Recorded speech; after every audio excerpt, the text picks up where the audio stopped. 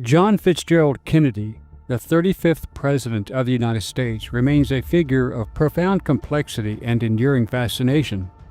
Charismatic and ambitious, he inspired a nation to aim for the stars while facing the harsh realities of Cold War tensions.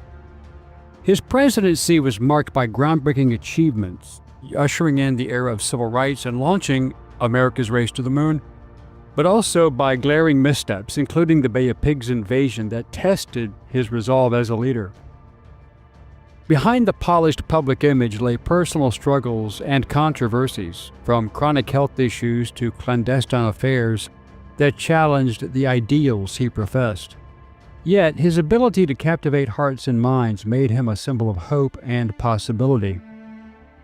Few presidents have been as lionized and are as iconoclastic as JFK. Many people are aware of his career during World War II and his command of the PT-109 in the Pacific, made famous by the film PT-109 starring actor Cliff Robertson playing Kennedy. His struggles with the Soviet Union during the early Cold War period, the Cuban Missile Crisis, and many other events leading up to his assassination are also well known. But let's examine the details of JFK's presidential life, his controversies, and the deals that were made to keep his most egregious personal actions secret and out of the public view, which could have led to his impeachment. Who was John F. Kennedy? How did he possibly compromise national security? Why were some of his strategic decisions highly questionable? What backdoor deals did he and his brother Robert Kennedy make to hide the corruption? Hello, I'm Colin Heaton, former history professor, Army and Marine Corps veteran, and welcome to this episode of Forgotten History.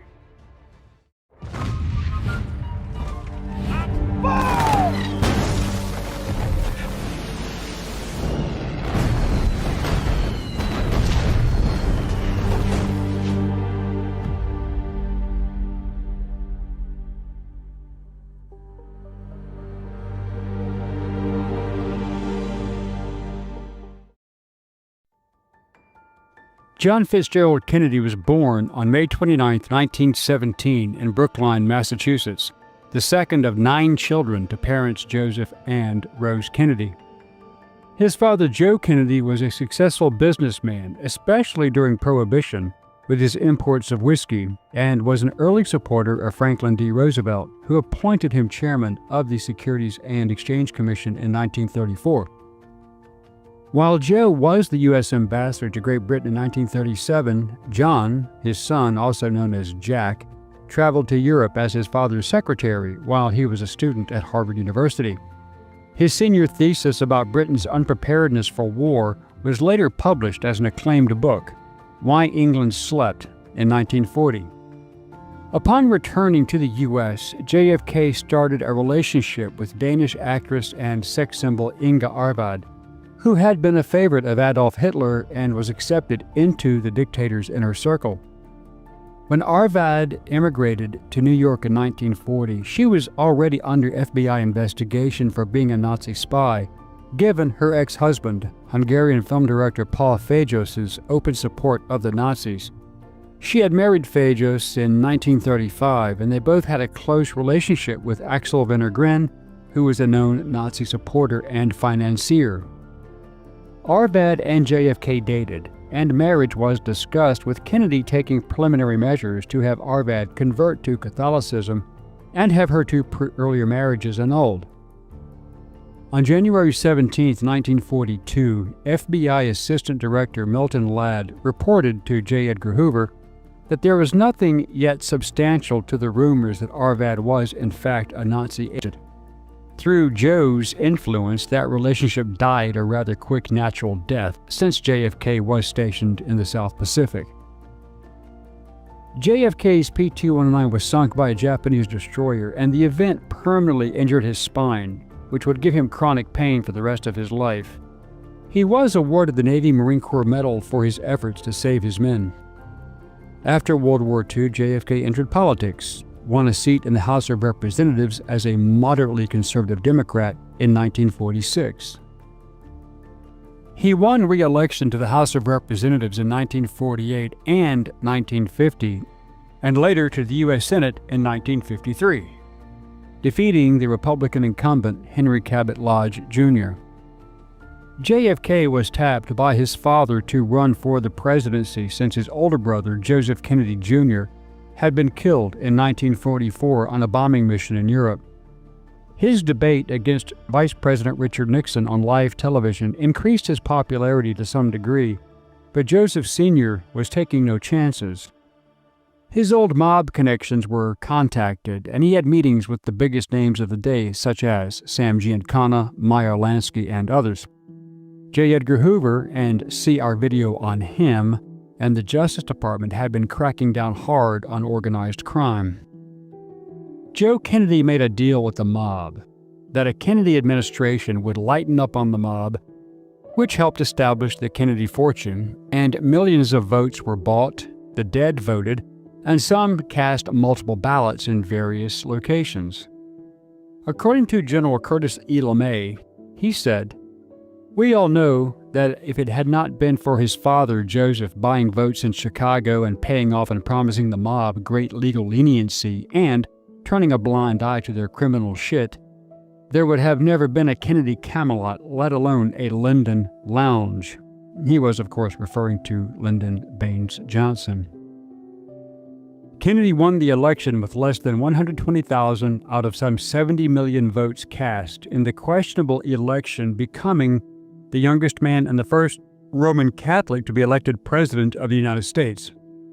In April 1961, after Fidel Castro overthrew Fulgencio Batista, Kennedy approved the plan to send 1,400 CIA-trained Cuban exiles in an amphibious landing at the Bay of Pigs in Cuba to overthrow Castro and the communists, which could have ended his presidency. This disaster was preventable. See our video on the Bay of Pigs. Again, as stated by General LeMay, the Ivy Leaguers decided to let the CIA plan one of the most screwed, hillbilly, bullshit black bag operations in history. Few plans can be labeled as failures the moment they are conceived, but to plan for a failure, know it will be a failure, and still execute it is beyond my comprehension. I sat in on the mission planning, and I agreed with the invasion of Cuba, but I could not believe the amateur hour shit that was going on with regard to how JFK and his Ivy League clowns were handling that. The Bay of Pigs fiasco was easy to see coming because there was no overt U.S. air support. That was too high profile. Then they planned on putting those Cuban exiles on the beach, and with no air support, it was a suicide mission. I felt like I was dreaming. Who were these people? I'll bet that if their son was going to hit that beach, their ass would have had air cover, and I offered it. The official story to cover JFK's ass was that he was fed bad intel and given bad military advice. Bullshit. I was there. But the Cuban Missile Crisis soon reached critical mass, as stated again by LeMay. Kennedy had to be reached by phone later at night because we had the U-2 pictures later proving that Soviet SAMs were in Cuba along with ships offloading MiG fighters. There was no answer on his phone, but they somehow managed to track him through the Secret Service detail to a hotel where he was doing this chick who was married to a friend of his. The crisis was resolved with removal of U.S. missiles from Turkey and other sites close to Soviet borders. LeMay said, "In the end, the Russians agreed to remove the missiles if we made concessions in Europe, and the deal was done." In July 1963, Kennedy won his greatest foreign affairs victory when Khrushchev agreed to join him and Britain's Prime Minister, Harold Macmillan, in signing a nuclear test ban treaty. In September 1963, the Senate approved his atmospheric test ban treaty, and this ended above-ground nuclear testing for both the Soviet Union and the United States. This was hailed as one of the most remarkable achievements in U.S. diplomatic history.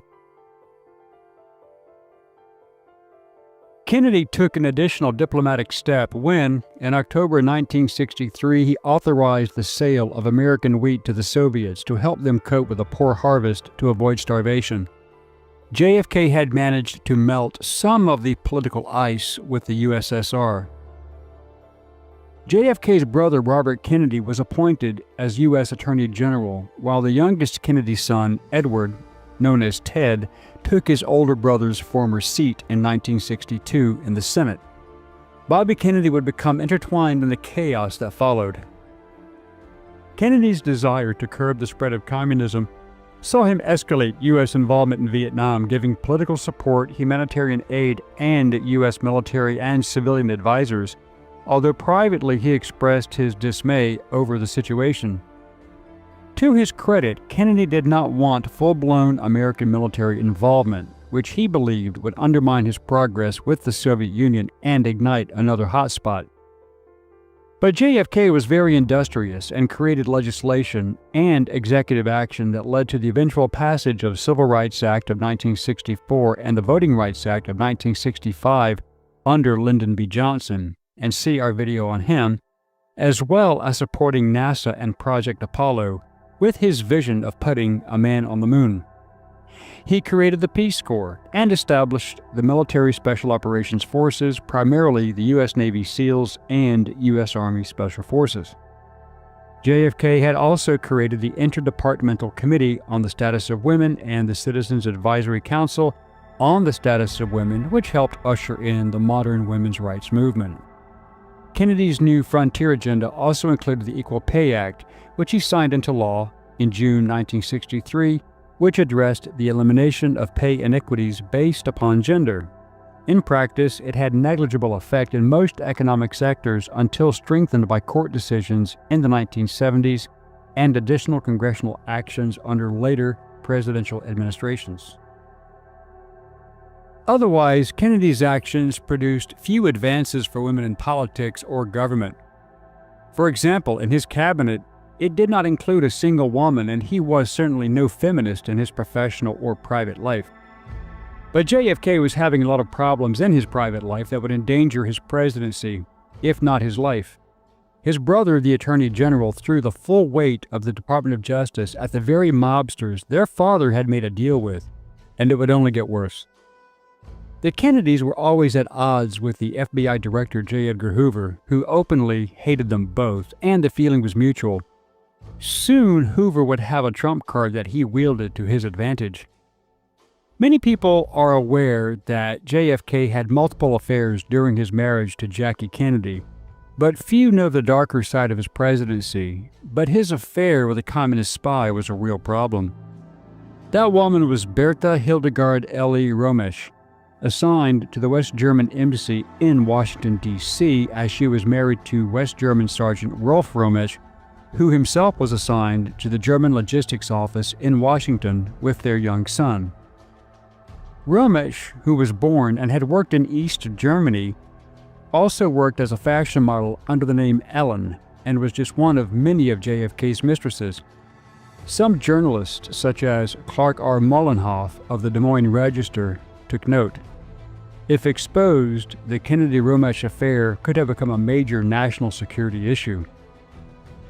What raised eyebrows was that she was living a lifestyle far beyond her husband's pay grade, and astonishingly so, and she made her way through many members of the House and Senate before getting to the Kennedys as a well-known call girl. On July 12, 1963, Romesch was interviewed by the FBI. The official story is that the FBI never turned up any solid evidence that she was, in fact, a spy or that she had relations with Kennedy. This was because Attorney General Robert F. Kennedy had his thumb on the scale, but he was informed of the investigation on July 3, 1963. However, the FBI finding contradicted the Secret Service and CIA investigations. They had information from informants and phone taps that proved otherwise, while Romesch worked at the Quorum Club, a member-only club at the Carroll Arms Hotel on Capitol Hill, adjacent to a Senate office building. The Quorum Club was established by Senate aide Bobby Baker, who became Romesch's pimp, and he had close ties with Lyndon Johnson. This club was exclusive, members only, and created for high-ranking politicos to socialize and where they met their mistresses in a controlled social environment out of public view of the press. JFK and Ellen Romesch met there quite often. The State Department was also concerned when they were given all the reports, with the FBI report being the only one that absolved Ellen Romach of espionage or, at the very least, questionable acts and contacts, such as her former boss in East German intelligence. In July 1963, FBI Director J. Edgar Hoover informed Bobby Kennedy that, despite the official FBI report, he knew full well about the president's relationship with Romach, who was described in bureau files as a prostitute. Hoover also dropped her file with her background investigation. She was described as a German lady about town who sometimes visited the Quorum Club and met with Jack Kennedy at his request. Bobby Kennedy, through the State Department, couldn't get her out of the States fast enough when the newspapers revealed that Romach also had an affair with a Russian diplomat. Historian Michael Beschloss says Hoover told Bobby Kennedy, "We have information that not only your brother, the president, but others in Washington have been involved with a woman whom we suspect as a Soviet intelligence agent, someone who is linked to East German intelligence." Robert Kennedy then used all his powers as Attorney General with the help of J. Edgar Hoover to quash investigations by the Congress and the FBI, according to Seymour Hersh in The Dark Side of Camelot. Panic gripped the White House when the president learned what the FBI had uncovered. Romach and her husband were hastily flown back to Germany on the U.S. Air Force transport plane at the behest of the State Department. According to Seymour Hersh, Ellen, Rolfe, and their son were accompanied by Laverne Duffy, one of Bobby Kennedy's colleagues from his days on the McClellan Committee. Records related to Romach's deportation have either vanished or were never created in the first place to help preserve the secrecy.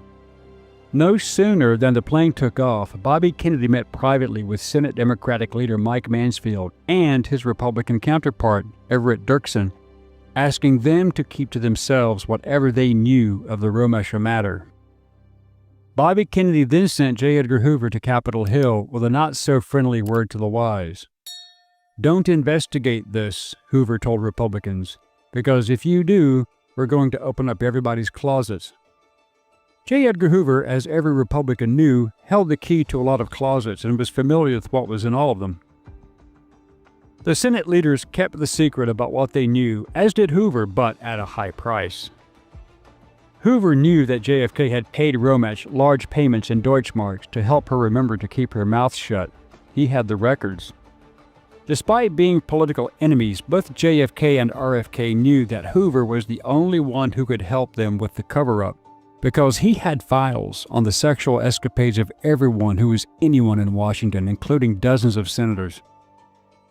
But Hoover would bail out the president only on two conditions. First, JFK would never fire him, and second, the FBI could escalate its bugging of Martin Luther King Jr. and others, and RFK would not interfere with his COINTELPRO operation.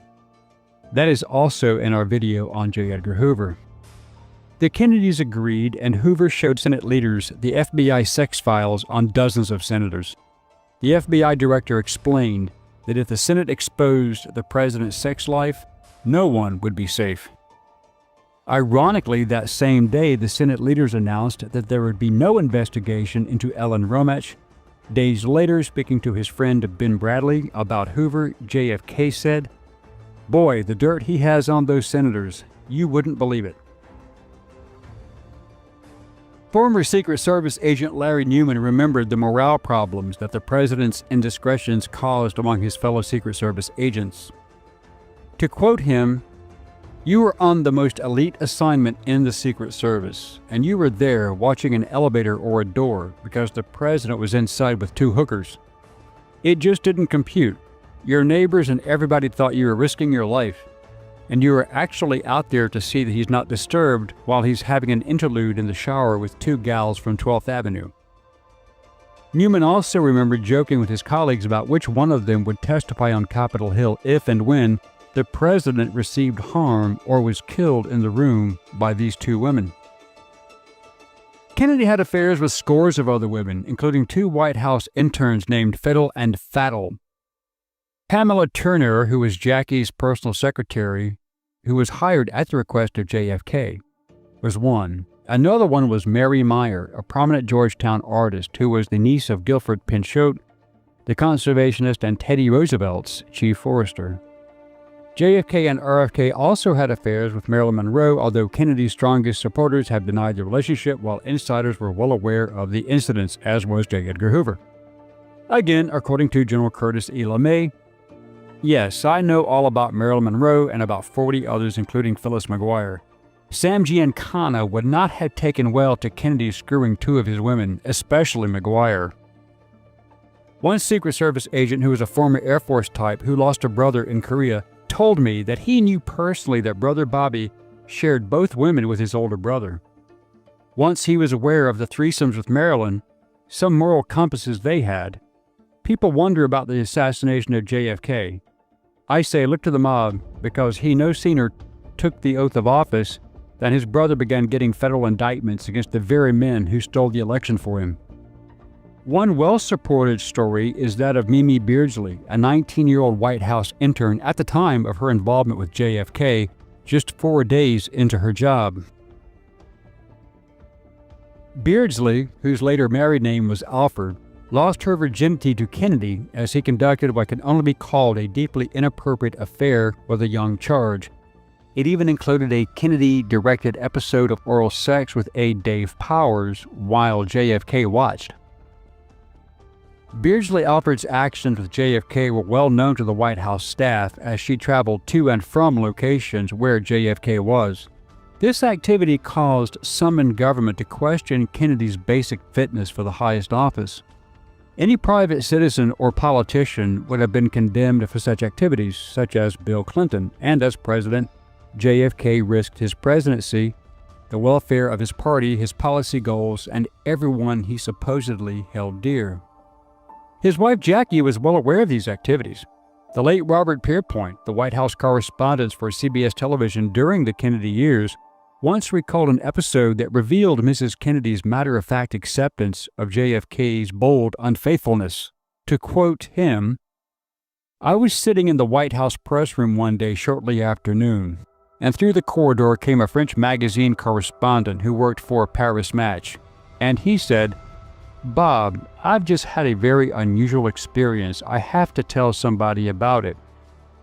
He was somewhat agitated and said that he had been invited to have lunch with Jackie upstairs in the private area and the president joined them. And then, after lunch, the president said, 'Jackie, why don't you show our friend around?' She did and brought him over to the West Wing. Between the cabinet room and the Oval Office, there is a small room where the secretaries sit. As she ushered him into that room, she said in French, 'And there is the woman that my husband is supposedly sleeping with.' He was quite upset and didn't know what to answer. It was kind of embarrassing for him. Jackie was in fact referring to Mimi Beardsley Alford, who later married Dick Alford in 2005 and wrote her memoir, Once Upon a Secret, My Affair with President John F. Kennedy and Its Aftermath, which details her affair with Kennedy from June 1962 to November 1963. Female White House staffers were always available to JFK, such as the aforementioned Pamela Turnier, Jackie Kennedy's appointment secretary, White House press aide Priscilla Weiss, codenamed Fiddle by the Secret Service, and press aide Jill Cowan, codenamed Faddle. JFK frequently romped with Fiddle and Faddle as a nude threesome in the White House swimming pool. Then there was his favorite Georgetown mistress, Mary Pinchot Meyer, who made about 30 visits to the White House between the months of January 1962 and November 1963 whenever Jackie was out of town. Then there was aspiring movie actress Judith Exner Campbell, who was introduced to JFK by his good friend Frank Sinatra, who also had a long-lasting relationship with her, and she made at least 20 visits to the White House, again when Jackie was out of town. Campbell eventually confessed that the president's persistent back pain eventually made their lovemaking rather perfunctory and one-dimensional. Writing in her book, My Story, Campbell said, "Kennedy was always on his back, and the feeling that I was there to service him began to really trouble me." Campbell was also one of Chicago Mafia boss Sam Giancana's girlfriends. JFK, along with RFK, was creating a powerful enemy. Having reneged on the hands-off policy regarding mob activities by RFK, now JFK was interjecting himself into Giancana's personal life. Other Hollywood celebrities JFK entertained included actresses Jane Mansfield, Kim Novak, Audrey Hepburn, Jean Tierney, Angie Dickinson, burlesque queens Blaze Starr and Tempest Storm, and of course, Phyllis McGuire of the famous McGuire sisters. A longtime close friend of the president, former Senator George Smathers of Florida, once asserted, "There's no question about the fact that Jack had the most active libido of any man I've ever known, and he got more so the longer he was married." So, the public perception of JFK was sterilized by the FBI and Hoover, as well as senators from both parties and a compliant media who knew of these events but never widely reported on them, either by the respect for the office or for fear of retribution. John Fitzgerald Kennedy was killed on November 22, 1963 in Dallas, Texas, but that is another story. Many theories have arisen. Was his murder an inside government hit? Was it the mob taking its revenge? Was it Castro and the communists? Perhaps one day when the files are declassified and made public, we will know. Kennedy's death has spawned perhaps the greatest collection of conspiracy theories in U.S. history. Some believe it was Sam Giancana and the mob. Others, like prosecutor Jim Garrison, believed that anti-communist and anti-Castro extremists in the CIA plotted the assassination of Kennedy to maintain tension with the Soviet Union and Cuba and to prevent a United States withdrawal from Vietnam. And then many believed that Vice President Lyndon Johnson, and see our video on him, wanted Kennedy dead to increase the U.S. presence in Vietnam and become president. Regardless, JFK seems to be the kind of guy that all men wanted to be, a man some wanted to kill, and a man to whom women were as easily obtainable as loose pocket change. What we do know is that JFK was one hell of a guy with the opposite sex. Often the debate comes up, who was the best and who was the worst president of the United States? Many people have their opinions, and there were many methods by which to gauge those responses. However, when it came to subterfuge, lying, intimidation, hypocrisy, bigotry, fraud, and possibly murder, few can touch President Lyndon Baines Johnson. Who was Lyndon Baines Johnson? Why is he both reviled and also revered, depending upon who you talk to? Hello, I'm Colin Heaton, a veteran of the United States Army and Marine Corps, former history professor, book author, and welcome to this episode of Forgotten History.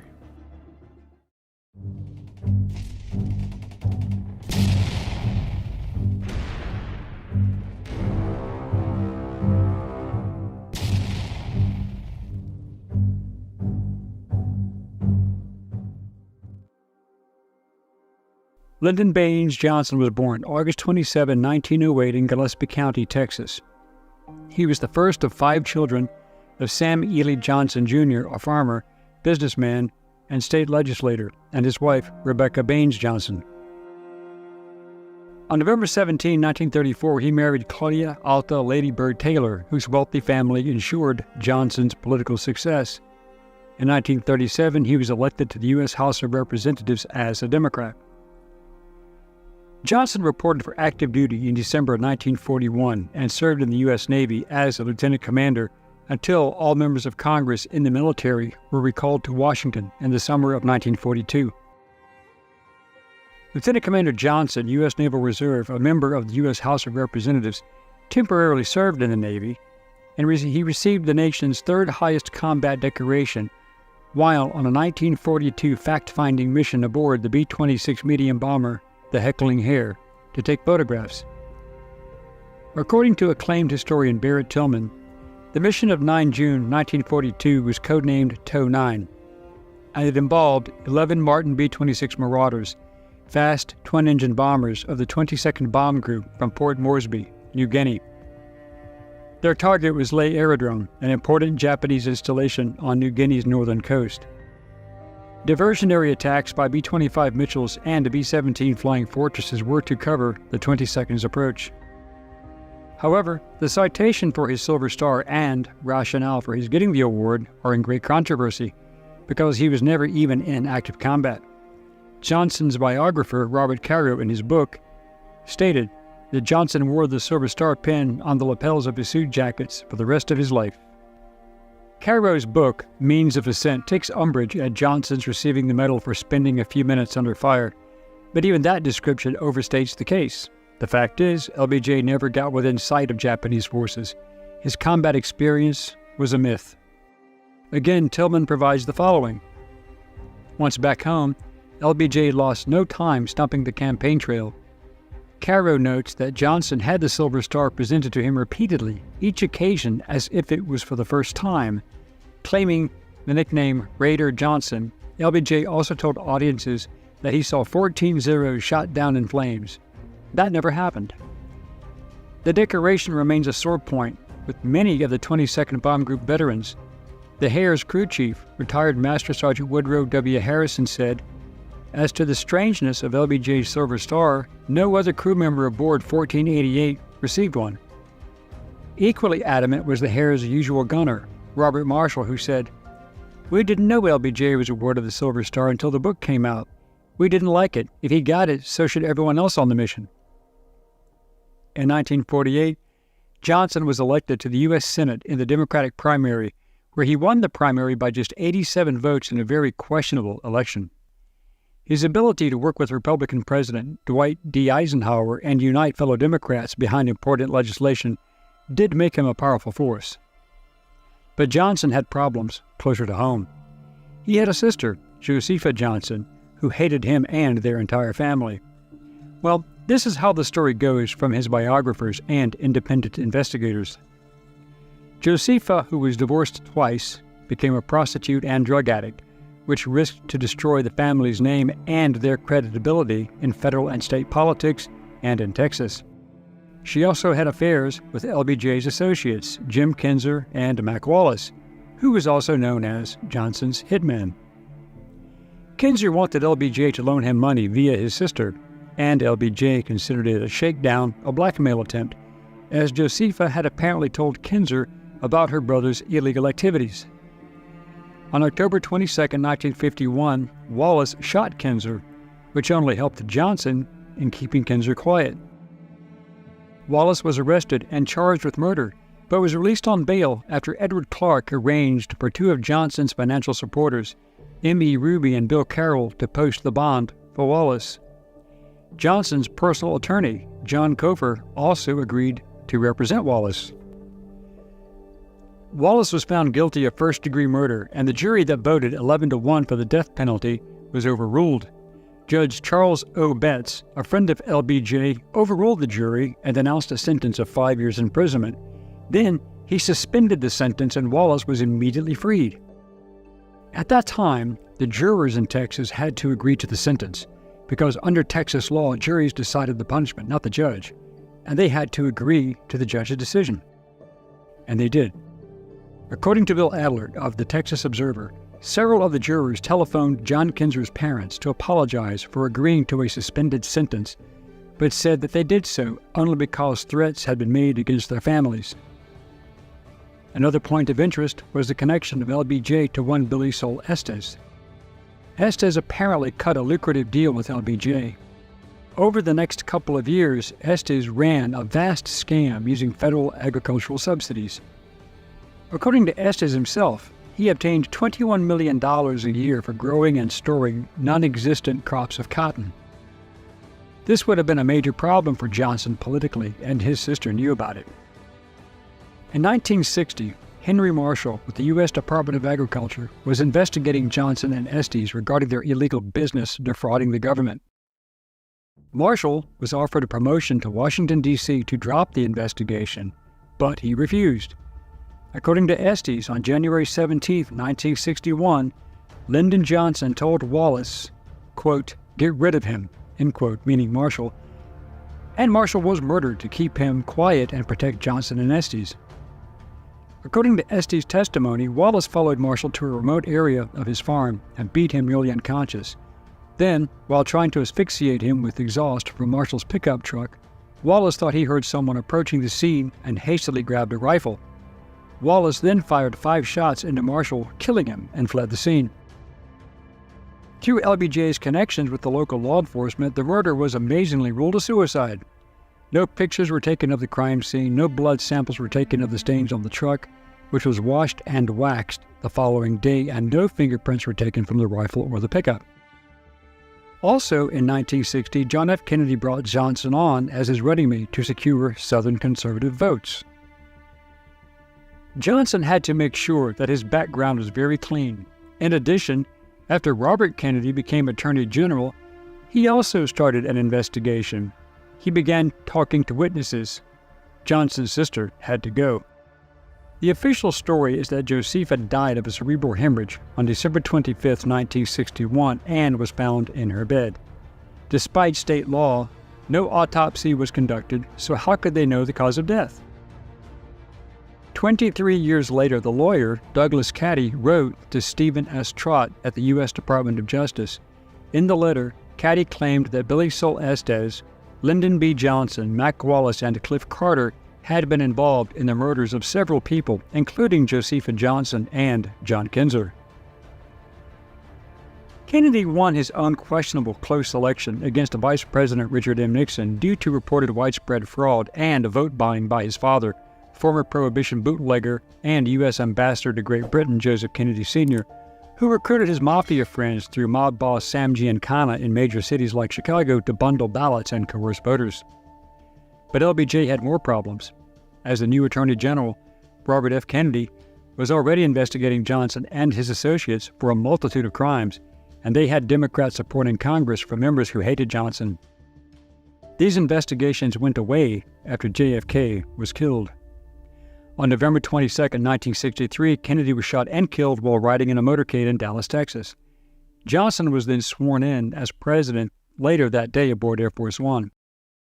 It has always been assumed, and at least one member of the Warren Commission believed, that LBJ was behind the hit because he hated Kennedy and because of the investigations into his criminal activities. Defeating Republican candidate Barry Goldwater by more than 15 million votes in the 1964 presidential election, Johnson introduced a slate of new reforms that he said would build a great society for all Americans. Johnson was looking to run for re-election, and he needed to have secure black votes not yet convinced by his getting the Civil Rights Act of 1964 passed through the House of Representatives, approved with bipartisan support by a vote of 290 to 130. All Republicans and only a few Democrats voted for the bill. This was later revised in 1968 to aid Native Americans. But the bill had to pass the Senate, and Johnson needed Republican support because his fellow Democrats were not on board. The bill then moved to the U.S. Senate, where Southern and border state Democrats staged a 75-day filibuster against it.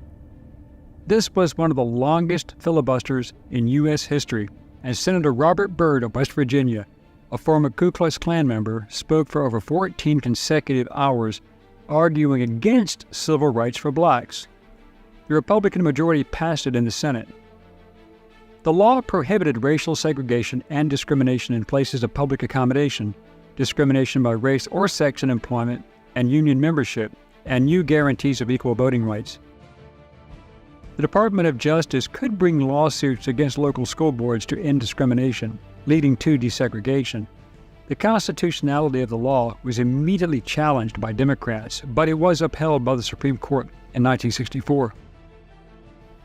Johnson decided to begin working on his Great Society program to ensure that black Americans would have a good reason to vote for Democrats in the future. His plan was to have American taxpayer money dispersed primarily among the black community in particular, but also poor whites, who were all generally impoverished and less educated. However, the expansion of government and a strategy focused on handouts that discouraged self-improvement caused more harm than good, and it did not help the poor. 5 decades later, after President Johnson initiated the war on poverty, America remained at around the same percentage of people still living in poverty as it did back then. In 1964, the poverty rate was approximately 19%. Today, it's around 15%, said Project 21 spokesman Derek Green in 2014. Statistics such as these demonstrate the war on poverty was a continually mismanaged disaster. That isn't to say there haven't been people helped by it. All things considered, however, it's been a tragedy. Green then added, "The disastrous effects of the government's management of anti-poverty initiatives are recognizable across racial lines, but the destruction is particularly evident in the black community.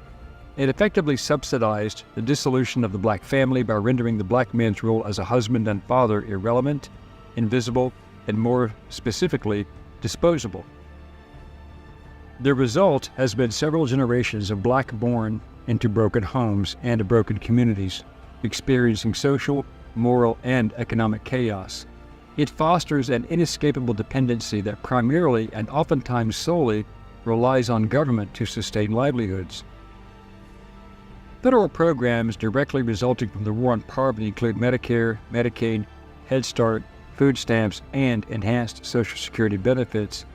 At the time, President Johnson boasted the richest nation on earth can afford to win it. The result was a complete failure, creating generational poverty with trillions of dollars spent over the last 60 years on a failed application of socialism which still reverberates today. Next, the Voting Rights Act of 1965 was passed, but again the Voting Rights Bill was passed in the U.S. Senate by a 77-19 vote, with Democrats voting no in their majority. On May 26, 1965, after debating the bill for more than a month, the U.S. House of Representatives passed the bill by a vote of 333 to 85. No Democrats on July 9th.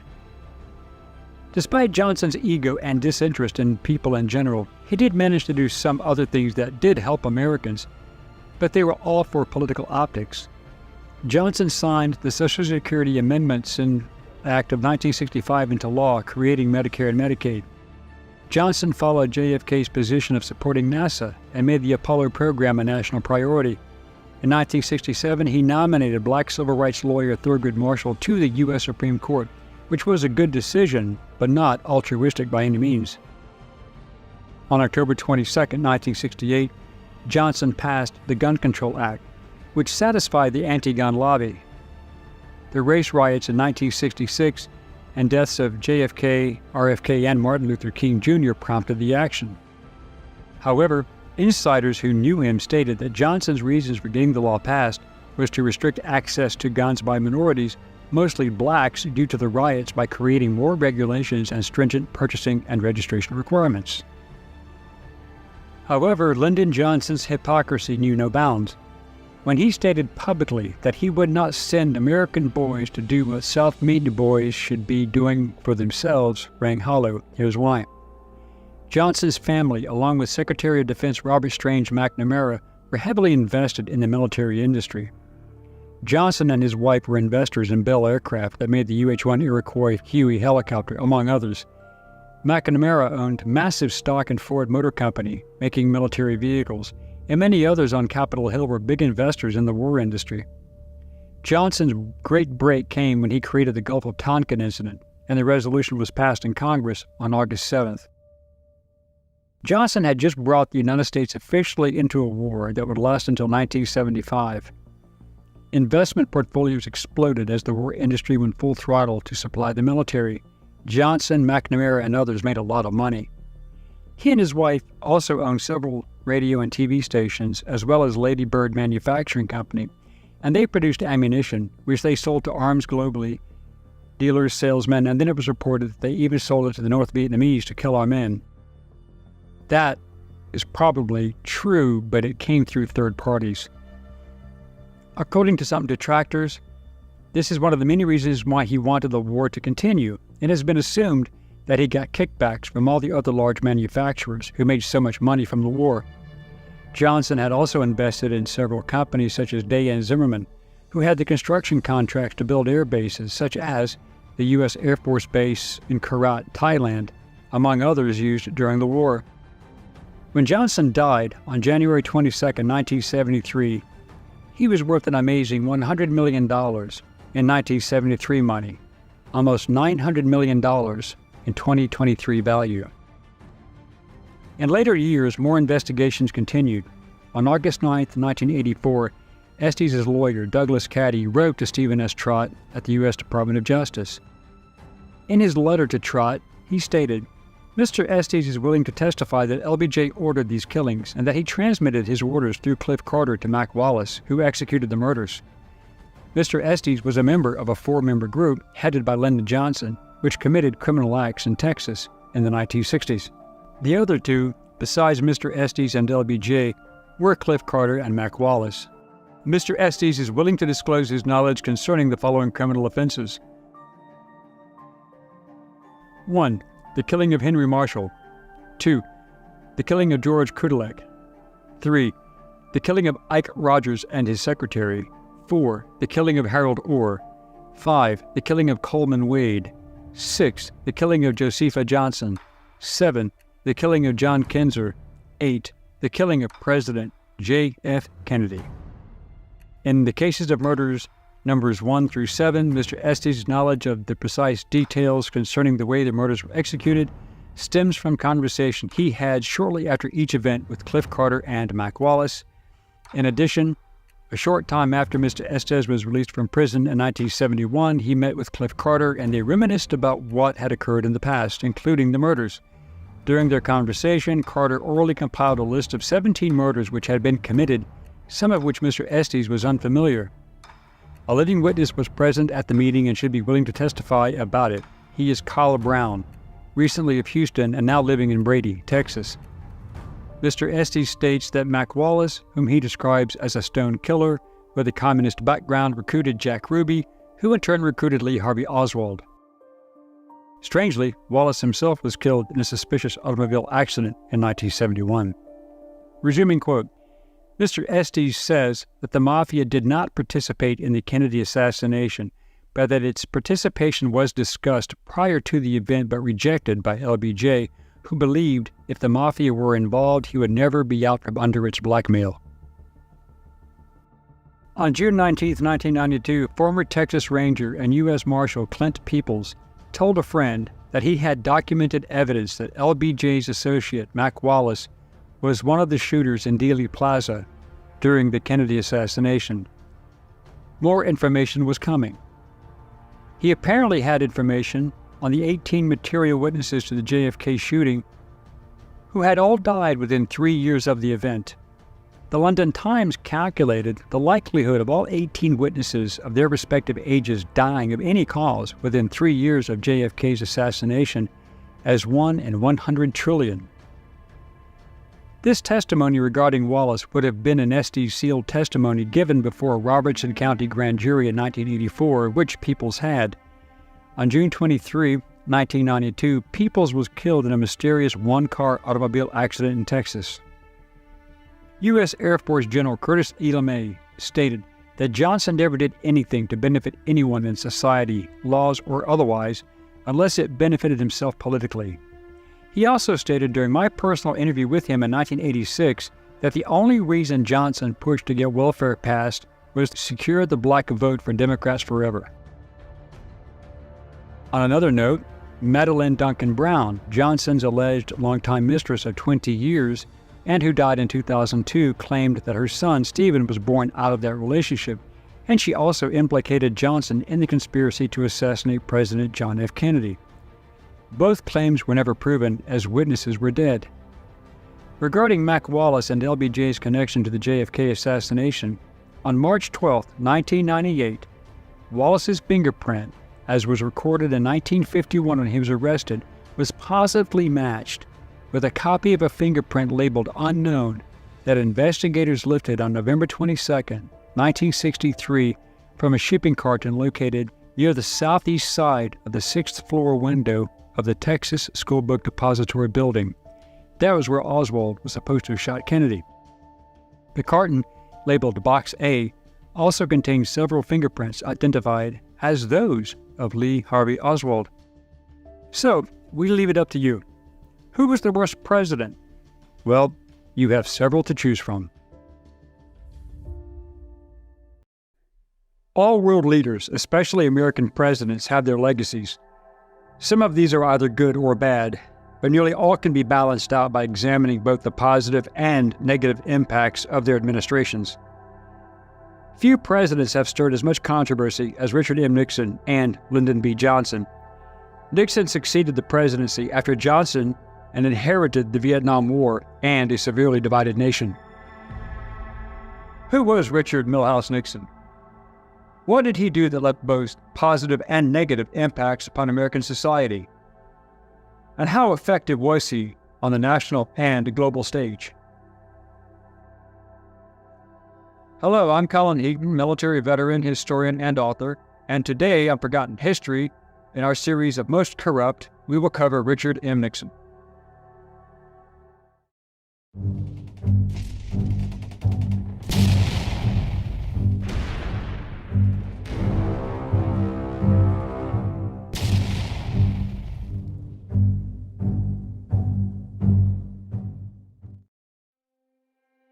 Richard Milhous Nixon was born on January 9, 1913 in Yorba Linda, California. He was the second of 5 children. His father, Frank Nixon, owned a service station and grocery store.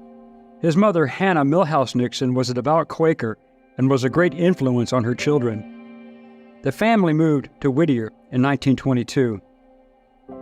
Nixon was third in his high school class and was offered admission and a tuition grant to Harvard. But he was needed at home by his family due to their struggles during the Great Depression, so he attended a local school. He did well and graduated second in his class from Whittier College in California in 1934 and third in his class from Duke University Law School in Durham, North Carolina in 1937. Nixon had applied to the FBI, but he never heard back about his application. He learned years later that he had been accepted, but budget cuts under Franklin Roosevelt eliminated his opportunity for a position. He returned to Whittier to practice law and met Thelma Catherine Pat Ryan, who was a teacher and amateur actress. They met when they were both cast in the same play at a local community theater and were married in 1940. In August 1942, after briefly working in the Office of Price Administration in Washington, D.C., Nixon joined the U.S. Navy and served as an aviation ground logistics officer in the Pacific and rising to the rank of lieutenant commander. Following his return to civilian life after the war, he was elected to the U.S. House of Representatives in 1946, defeating the 5-term Liberal Democratic Congressman Jerry Voorhees in a campaign that relied heavily on exploiting the rumors that Voorhees was a communist sympathizer, like many in the former FDR administration. Nixon ran for re-election in 1948 and won both the Democratic and Republican primaries, which eliminated the need for him to participate in the general election. As a result of the House Un-American Activities Committee in 1948 to 1950, he took a leading role in the investigation of former State Department official Alger Hiss, who was accused of spying for the Soviet Union. In dramatic testimony before the committee, journalist and former spy Whittaker Chambers claimed that in 1937, Hiss had given him classified State Department papers for transmission to a Soviet agent. During these proceedings, Nixon became nationally known as a dedicated anti-communist. Hiss denied the charge, but he was later convicted of perjury when the documents were brought forward. In 1950, Nixon ran for the United States Senate against Democratic-Republican Helen Gahagan Douglas. In a very wily maneuver, his campaign distributed pink sheets, comparing Douglas's voting record to that of Vito Marcantonio, who was a well-known left-wing congressional representative from New York. As a result of this masterstroke, the Independent Review, a small Southern California newspaper, gave him the nickname Tricky Dick, which would become a sobriquet for his political opponents. Nixon won the nomination for vice president at the Republican convention in 1952 on a ticket with former U.S. Army General Dwight D. Eisenhower. The Republicans saw Nixon as the most viable candidate because of his anti-communist credentials and that he would draw valuable supporters in the West. During the campaign, the New York Post reported that Nixon had a secret slush fund provided by contributions from a group of Southern California businessmen. Eisenhower was willing to give Nixon a chance to clear himself, but emphasized that Nixon needed to emerge from the crisis as clean as a houndstooth. Nixon delivered a nationally televised address on September 23, 1952, in what became known as the Checkers speech, where he acknowledged the existence of the fund but denied that any of it had been used inappropriately. In order to prove his point that he had not misused the money for personal gain, he listed his family's entire financial assets and liabilities in exacting detail, He submitted IRS tax statements and took a jab at the wealthy Democrats by stating that his wife, Pat, unlike the wives of so many Democratic politicians, did not own a fur coat, but only a respectable Republican cloth coat. He did admit to receiving one gift that was not disclosed on his taxes, which was a Cocker Spaniel puppy that his 6-year-old daughter, Tricia, had named Checkers. "Regardless of what they say about it," he declared, "we are going to keep it." The public responded very favorably and embarrassed the Democrats who brought the allegations forward, and Eisenhower, then being reassured, told him, "You're my boy." The Eisenhower-Nixon ticket defeated the Democratic candidates Adlai E. Stevenson and John Sparkman, with just under 34 million popular votes to their 27.3 million. The vote in the Electoral College was 442 to 89, respectively. Nixon served 2 terms as vice president, and he campaigned actively for Republican candidates, but he did not assume, or want to assume, significant responsibilities. He preferred not to overshadow President Eisenhower, but he did work actively behind the scenes politically. Ironically, Eisenhower, during a press conference, was asked if he could think of anything that Nixon had contributed to his administration or its policies. In response, he said, "Give me a week, I might think of one."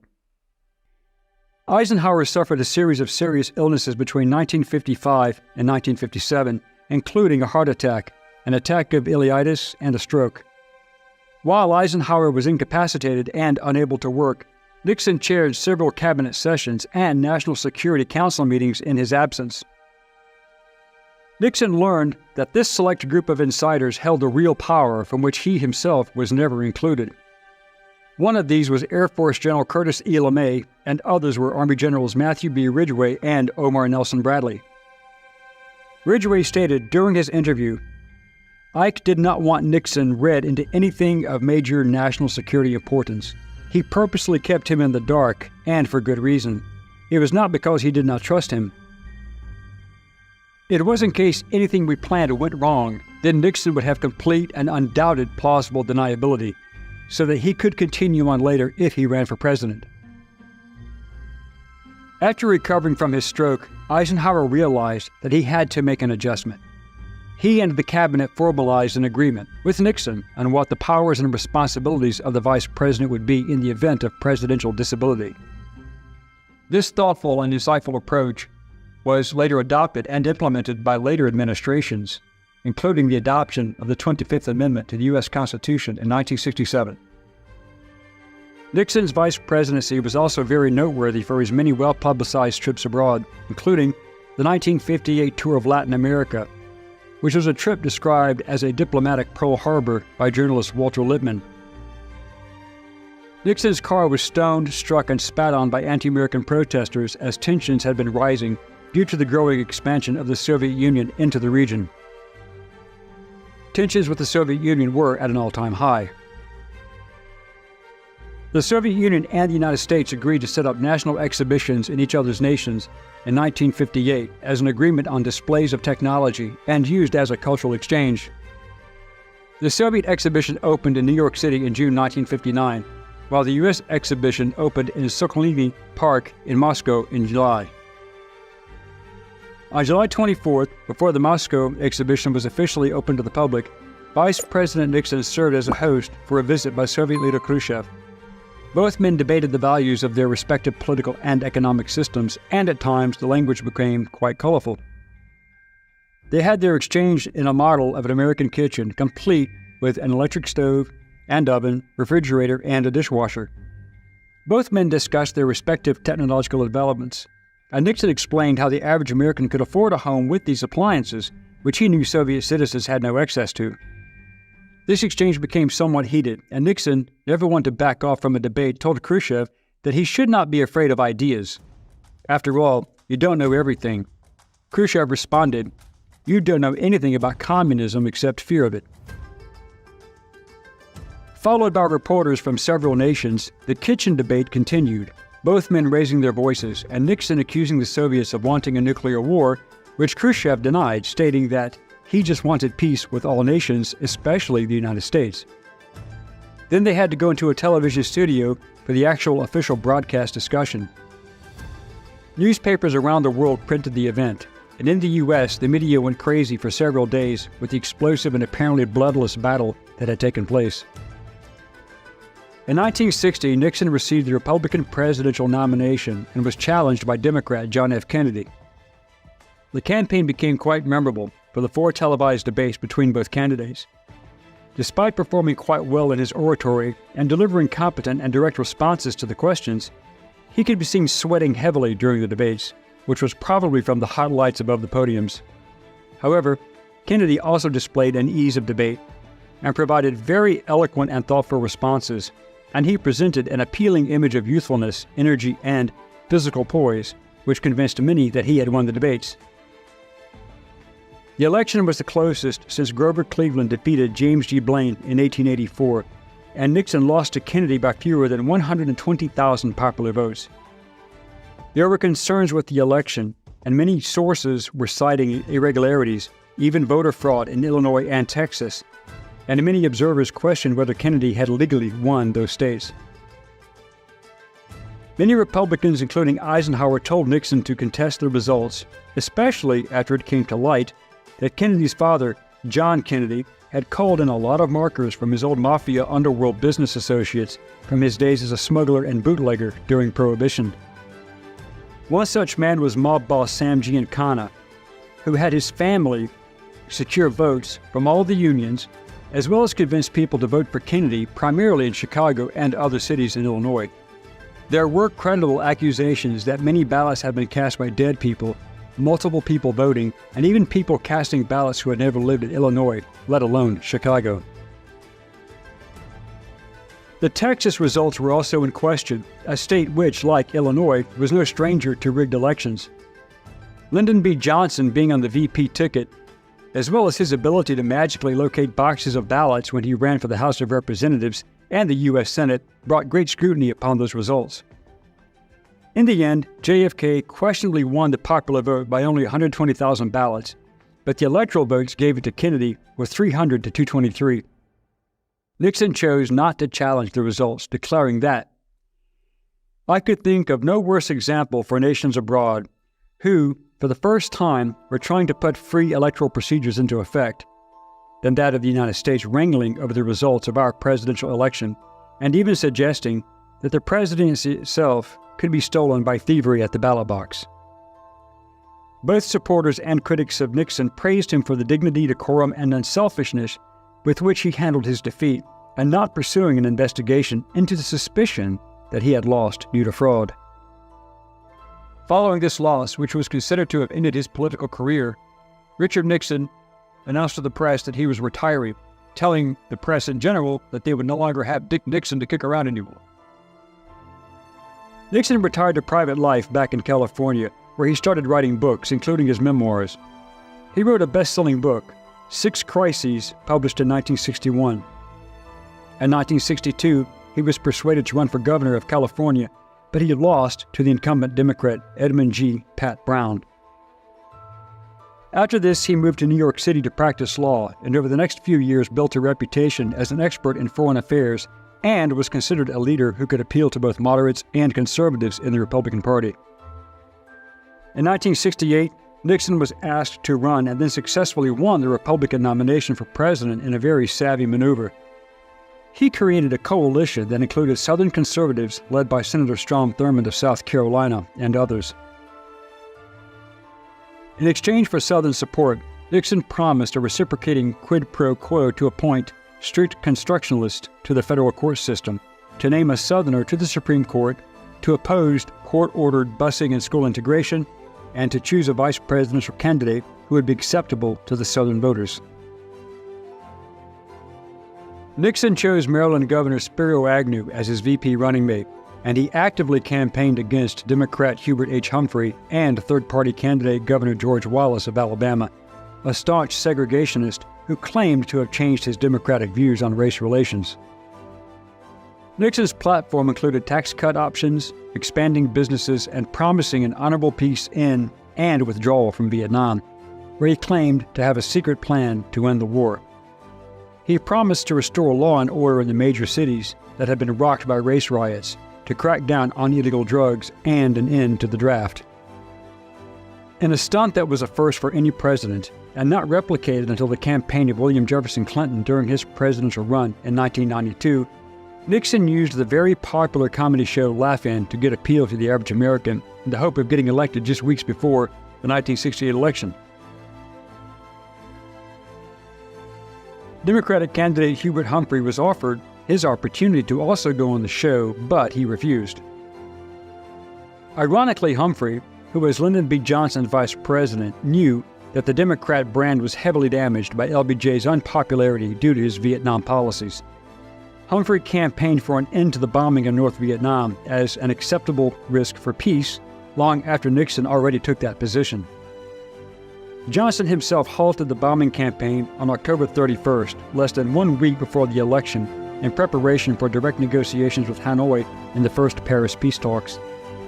Humphrey might have won the election, as polls showed him gaining on Nixon in the final days of the campaign, if he had made his announcement much sooner.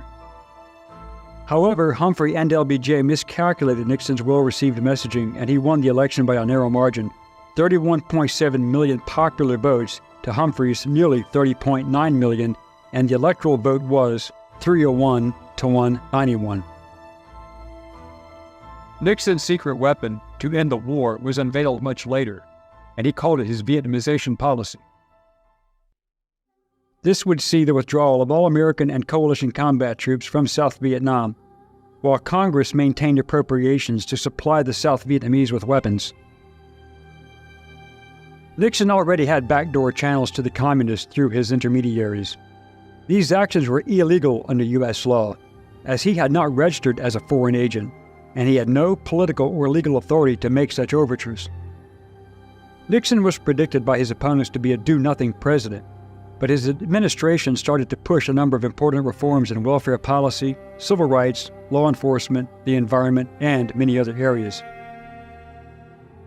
Nixon's proposed Family Assistance Program was intended to replace the service-oriented aid to families with dependent children, which would have provided working and non-working poor families with a guaranteed annual income, similar to welfare, although Nixon preferred to call it a negative income tax. Although this controversial measure was defeated in the U.S. Senate, the result was eventual legislation creating the Supplemental Security Income Program, which guaranteed an income to the elderly and disabled. Nixon also managed to pass automatic cost of living adjustments for Social Security recipients, which also prompted the expansion and improvement of already existing programs, such as food stamps and health insurance for low-income families. In the area of civil rights, Nixon's administration instituted the first affirmative action program ending job discrimination. Nixon also ended the long-running and rather well-hidden Tuskegee syphilis study that targeted poor black men since 1932, in a rare example of across-the-aisle cooperation. Senator Edward Kennedy called congressional hearings with Nixon's blessing. The truth was exposed when a federal funding bill surfaced that had continued funding to be entered into a bill that would have provided tax dollars for another several years to the United States Department of Health and Human Services, the Office for Human Research Protections, and Department of Health, Education, and Welfare. The actual plans for using the funding were not disclosed in the bill, but an investigation that had been launched in 1968 when William Carter Jenkins, an African-American statistician in the Public Health Service and part of the Department of Health, Education, and Welfare, basically blew the whistle.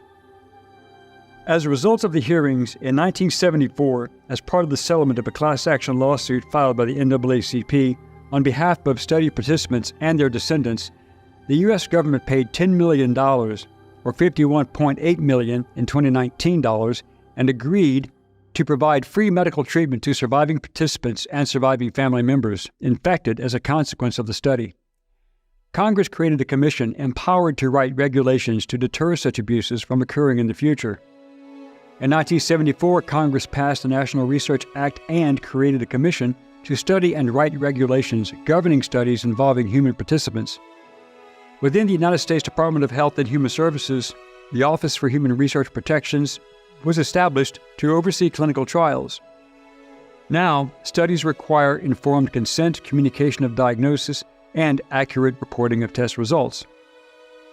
Although Nixon believed in the basic civil rights of minorities, he opposed school busing and delayed taking action on desegregation in public schools until he was forced to concede by a federal court.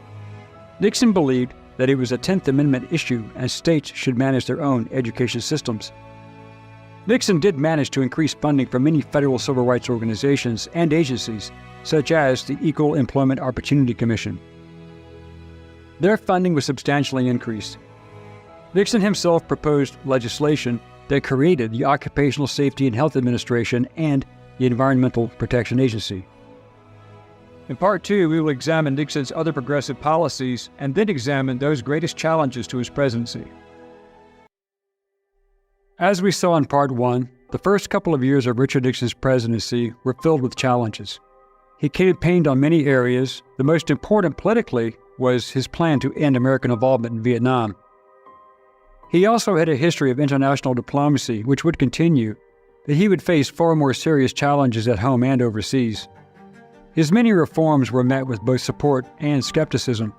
All of these were undeniably transforming the nation and shifting the political landscape. Here in Part 2, we will look at other more serious issues that he had to deal with, and how these events shaped his second administration and forever altered perceptions of the presidency. What were Nixon's greatest accomplishments? What were his greatest challenges? And what were his greatest failures? Hello, I'm Colin Heaton, military veteran, historian, and author, and welcome to this episode of Forgotten History, where we are continuing our series on the most corrupt with Richard Nixon.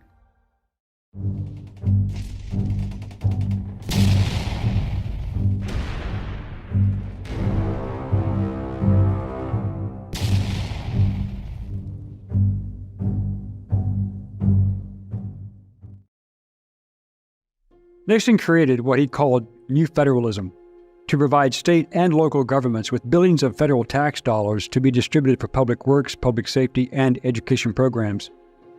Nixon also abolished voter discrimination tests, such as literacy tests and other insane methods to keep poor whites and especially uneducated blacks from voting by extending the 1965 Voting Rights Act in 1970. Despite his highly touted support for both civil rights and voting rights, which he opposed as a senator, Lyndon Johnson refused to do the same to ensure the security of black votes to vote without restrictions. LBJ signed the Civil Rights and Voting Rights Acts into law for public consumption, but had no intention of following through to make sure they would be followed. Nixon was still handling his plan to get the U.S. out of Vietnam, and Vietnamization was his policy. American and Allied troops would leave, but the country would still supply South Vietnam with weapons, air support, and other materiel. In 1970, he authorized the invasion of U.S. and South Vietnamese forces, who attacked North Vietnamese sanctuaries in Cambodia, technically a neutral nation, but supporting North Vietnam. This included the entire route along the Ho Chi Minh Trail, where the communists resupplied their forces and then retreated to safety after contact. As a result, there were widespread protests around the country, and the most famous was at Kent State University on May 4, 1970. Soldiers of the Ohio National Guard fired into a crowd of around 2,000 protesters, killing 4 and wounding 9. It became world news. Nixon was still trying to deal with the U.S. economy, and he attempted to limit federal spending, and by 1971 his budget proposals included deficits of several billion dollars, which was the largest in American history up to that time. In August 1971, Nixon presented his new economic policy to address inflation, unemployment, and the nation's increased trade deficit. The dollar lost 8 cents in value, and there were new import taxes. He also pushed temporary wage and price controls to assist the economy, worked for a short time, and things slightly improved. But when that ended, inflation rose to 12.2% by 1974. In 1971, badly needing a public relations boost, Nixon declared war on cancer, launching a $100 million campaign to help fund and find a cure for cancer. Nixon signed Title IX in 1972, adding to civil rights law that provided women the same opportunities at sports scholarships without discrimination at colleges and universities if they received any federal aid. Nixon did manage a major achievement in foreign affairs by establishing direct relations with the People's Republic of China after 21 years without any direct contact. There had been many low-level diplomatic contacts in 1970, and Nixon lifted U.S. trade and travel restrictions the following year. Given the opportunity to become a trading partner, the Chinese notified Nixon that they would welcome high-level discussions, and Nixon sent Henry Kissinger to China for secret talks. This became known as ping-pong diplomacy, due to the American and Chinese table tennis teams visiting each other in competition in 1971 to 72.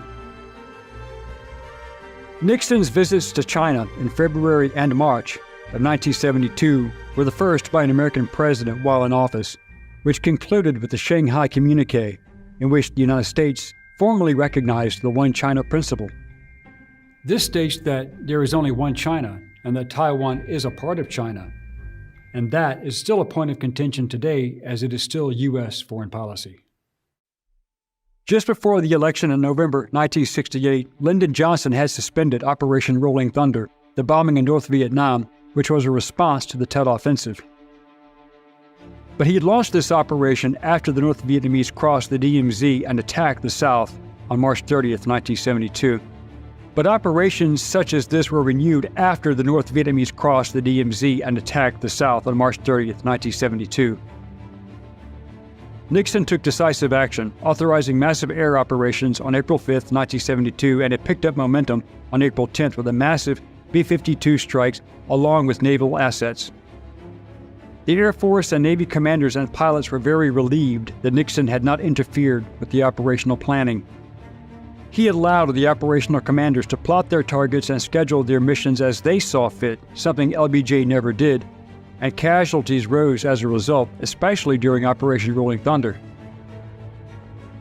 On May 9th, he accelerated the bombing program with Operation Linebacker, as well as bombing Cambodia and Laos, and it lasted until October 23, 1972.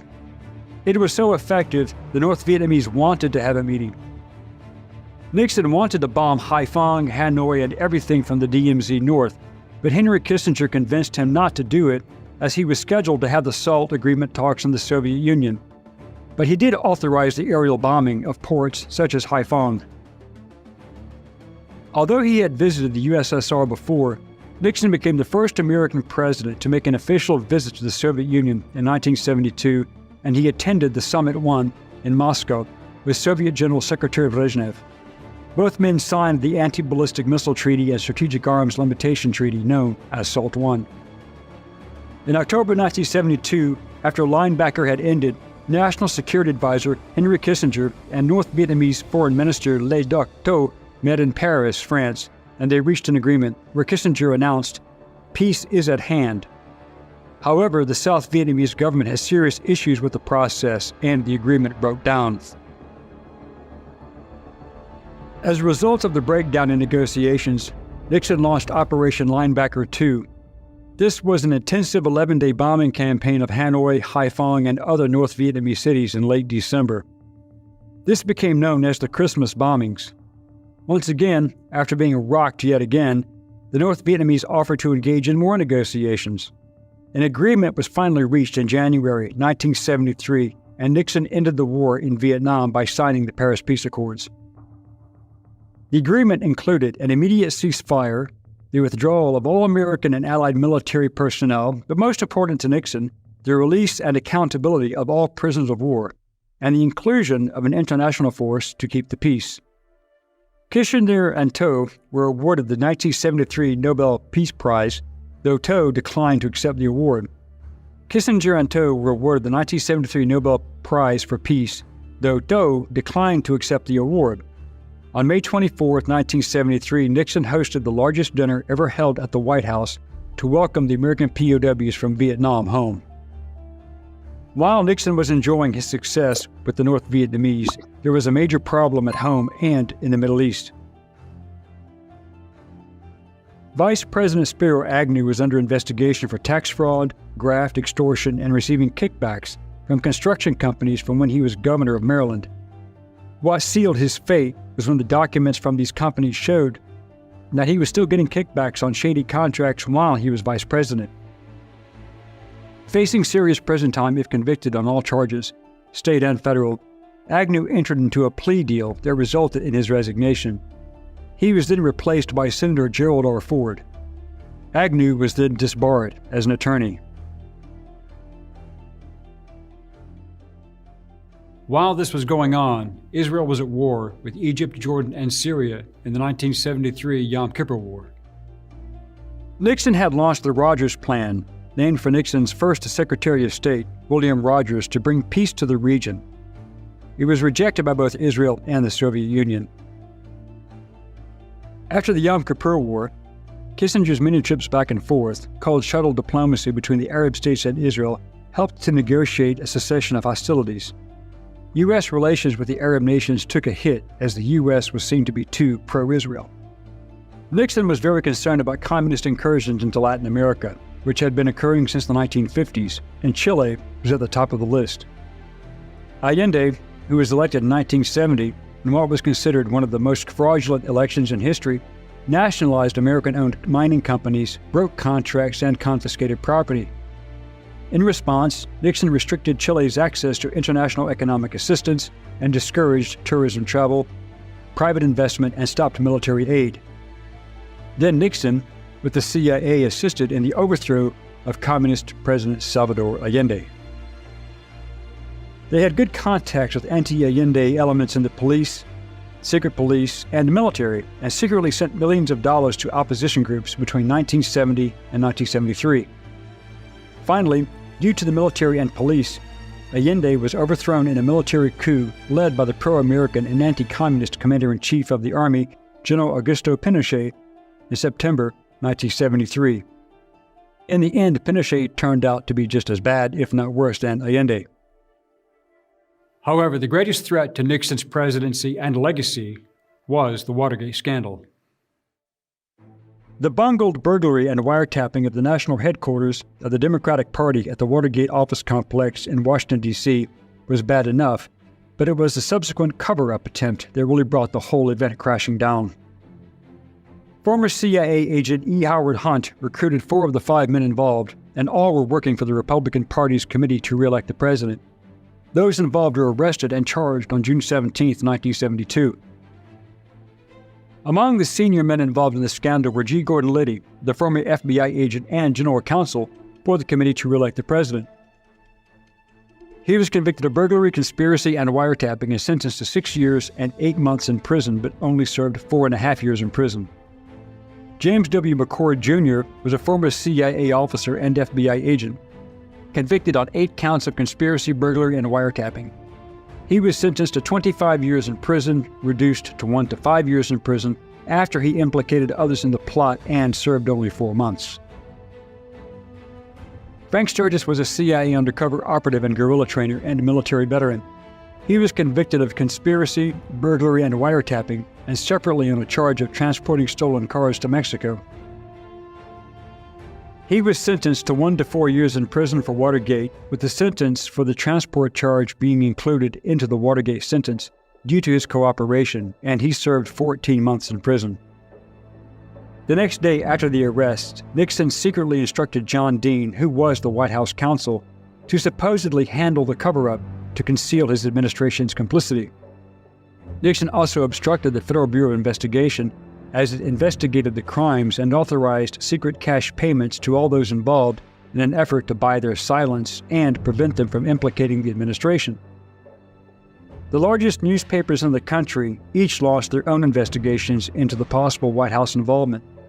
The Washington Post had the best gains on the story through the efforts of Carl Bernstein and Bob Woodward. Their reports relied primarily on information from an unnamed source they called Deep Throat. Deep Throat's identity became its own major news story and led to decades of speculation as to who the mysterious source was. In 2005, W. Mark Felt, a top-ranking FBI official at the time, came forward and revealed that he was Deep Throat.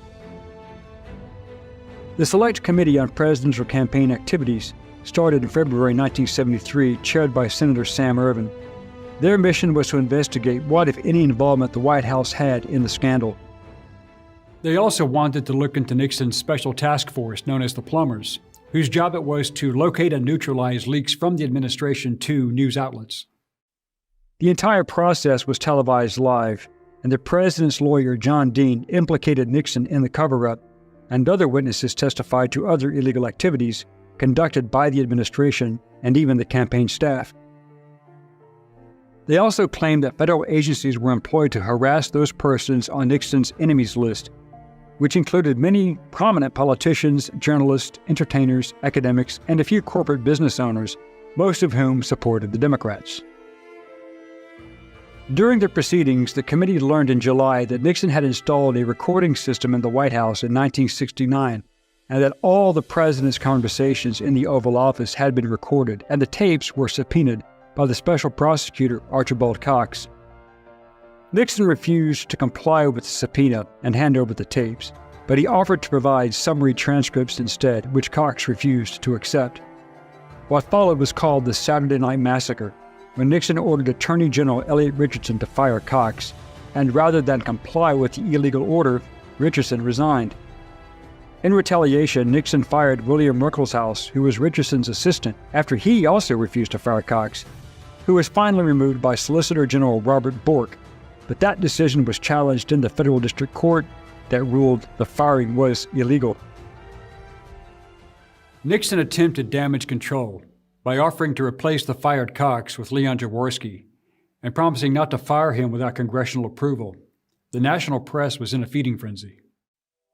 Nixon, in a news conference, famously said, "I am not a crook," and he did eventually release 7 of the 9 tapes. There was one tape that had a suspicious gap of 18½ minutes, which raised suspicions, but none of the tapes provided any evidence that Nixon had ordered the burglary or was involved in an attempt to obstruct justice. Later, Jaworski subpoenaed 64 tapes that Nixon refused to relinquish, claiming executive privilege. But in July 1974, the Supreme Court ruled unanimously that executive privilege was invalid in a criminal case. The House Judiciary Committee voted to recommend 3 articles of impeachment relating to the charges of obstruction of justice, abuse of power, and failure to comply with congressional subpoenas. Then, on August 5th, with no choice but to comply with the Supreme Court's ruling, Nixon submitted transcripts of a conversation taped on June 23, 1972. The conversation proved Nixon's plan to use the Central Intelligence Agency to block the FBI's investigation of the Watergate break-in, which was the cover-up. Knowing that he would not emerge from an impeachment successfully, Nixon announced his resignation on television to millions of Americans on the evening of August 8, 1974, to become effective at noon the next day. Vice President Gerald Ford, who replaced former Vice President Spiro Agnew in 1973, then pardoned Richard M. Nixon on September 8, 1974. President Richard and Mrs. Nixon had 2 daughters, Tricia and Julie. Tricia married Edward Cox. Julie married David Eisenhower, grandson of America's 34th President, General Dwight D. Eisenhower. Nixon retired with his wife to the seclusion of his estate in San Clemente, California. Nixon became a prolific author and wrote 10 bestsellers on domestic and international affairs, as well as his memoirs. One was R.N., The Memoirs of Richard Nixon, published in 1978.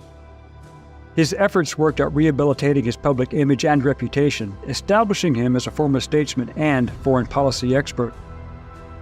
Nixon spent his last years campaigning for American political support and financial aid for Russia and other former Soviet republics in the belief that they would eventually throw off communism. Pat Nixon died of lung cancer in 1993, and Richard Nixon died of a massive stroke in New York City on April 22, 1994. After his death, many dignitaries around the world paid their respects. Presidents Bill Clinton, James Earl Carter, Gerald Ford, George H.W. Bush, among many others, celebrated his many diplomatic achievements. Richard and Pat Nixon are both buried at his birthplace in Yorba Linda, California. Thank you for watching this episode of Forgotten History. If you liked what you saw, please click like, share, and subscribe. And if you would like to assist with the ever-increasing cost of production, please consider becoming a channel member and joining our Patreon page.